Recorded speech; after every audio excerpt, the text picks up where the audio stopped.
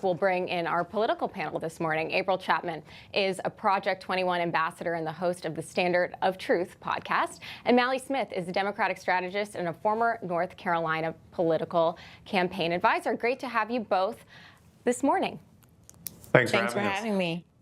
So we'll start with you, April. I mean, we just alluded to everything that had to do with Kilmar Abrego Garcia and the case here. Your reaction to the latest news about how he's an alleged domestic violence abuser, as well as the Democrats who keep trying to paint him as this quote-unquote Maryland dad?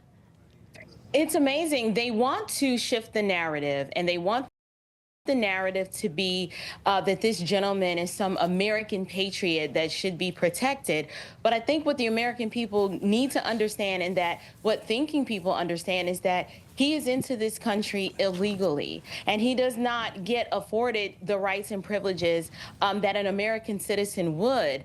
I'm concerned that this issue is the hill that the Democrats want to die on. When America has spoken, and we've said overwhelmingly, we want a secure border. We do not want to be a place that harbors illegal aliens. We want this criminal element out of our country because we have our own criminal element that we need to deal with.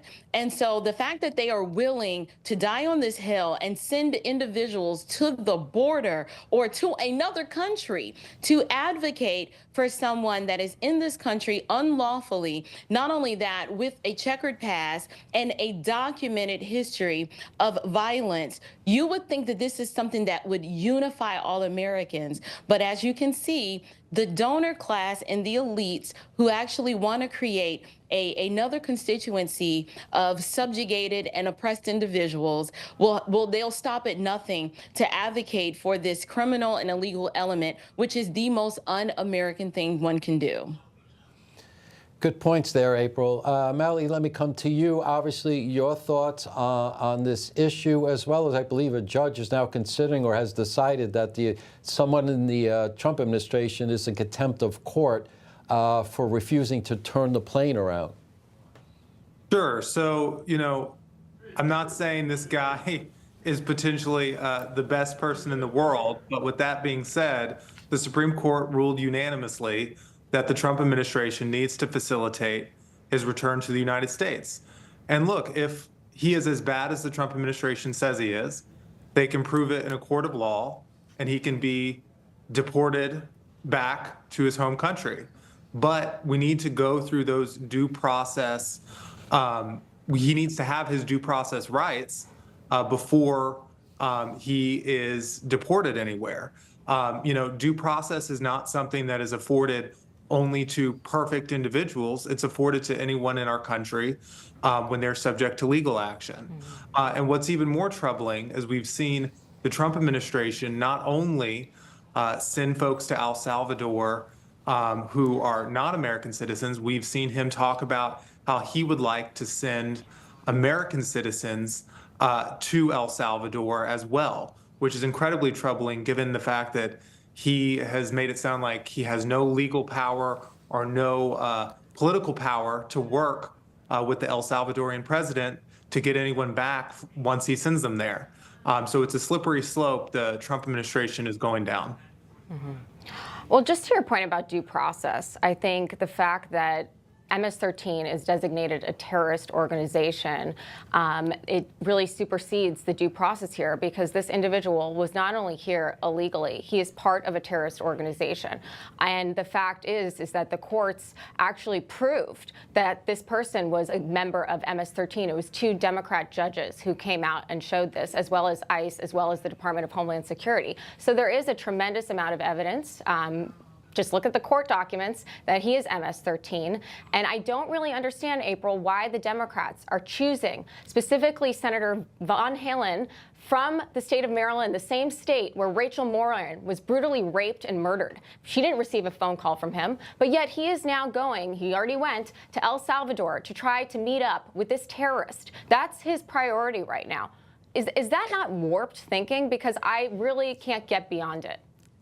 It's very warped thinking. It's funny when you ask the left to say Laken Riley's name, they are silent. They won't say her name. They don't even enjoy when the conversation is brought up. We've got too many instances where Americans are championing the rights of the criminal elements, and might I not add, if you were in this country illegally, you've already broken a crime. Okay, the president of the United States has the right to protect this nation's borders from intruders, foreign and domestic. And I thought it was interesting that we saw the president of El Salvador sitting down with the president asking, why is it that your media doesn't accurately report what's going on? And I enjoyed watching President Trump let the world know in front of the fake news media that it's because they are interested in crafting a narrative to mislead and lie to the American people, and they're not interested in telling the truth. I think it is high treason for elected officials of this country to be so interested in the well-being of illegal aliens when we have individuals in our local communities who are homeless. I'm not even going to use the language of the left and call them unhoused. We have a fentanyl crisis. We have Americans who are suffering, and they don't go out of their way to do anything for those individuals, but they will raise a flag and cry boohoo tears at a chain link fence for individuals who are not supposed to be here in the first place. Melly, let me get into the politics of this. I mean, obviously, President Trump is in the White House, and Republicans have majorities in both Senate and the House. And I think illegal immigration, illegal aliens was a huge open border, was a huge issue in that election. And yet the Democrats are picking to, Van Hollen and other Democrats and the left-wing media are picking to try to make this individual a savior in stark contrast to, Rachel Morin, who was brutally raped and murdered. I mean, as a politician or former politician or as an advisor, is that the right horse to be playing for Democrats? Yeah, I think there's a lot of passion on this issue on both sides. I think there's obviously some folks on the progressive left who are concerned about this issue. So yes, I think as we get closer to the midterm elections, there'll probably be a shift where there is more of a focus on the economy, specifically Trump's tariff plans and what's happened to the stock market, what's happened to consumer inflation expectations, the job market. So I think as we get closer to the election, there'll probably be a reorganization of what we're focusing on. In other words, they shouldn't be doing it, but that's my analysis. But yeah, I mean, Democrat or Republican, I don't understand, again, how anyone could be defending this individual, and even talking about due process, talking about the fact that this sets a precedent. It sets a precedent that we should be deporting every single one of the MS-13 gang members, and we shouldn't have any roadblocks because this is a national security issue and resulting in women who are brutally raped and murdered. It is a no-brainer for me, but let's move on. HHS Secretary RFK Jr. talking about a new report showing that the rates of autism diagnoses are on the rise again. This is a preventable disease. We know it's an environmental exposure. It has to be. Genes do not cause epidemics. They can provide a vulnerability. You need an environmental toxin. Within 3 weeks, and probably we're hoping in 2 weeks, we're going to announce a series of new studies to identify precisely what the environmental toxins are that are causing it. This has not been done before. And we're going to do it in a thorough and comprehensive way, and we're going to get back to with an answer to the American people very, very quickly. We're going to follow the science no matter what it says, and we will have some of the answers by September. It's great news in terms of having the answers finally as to what we're seeing in terms of these stats. Your thoughts on this, April?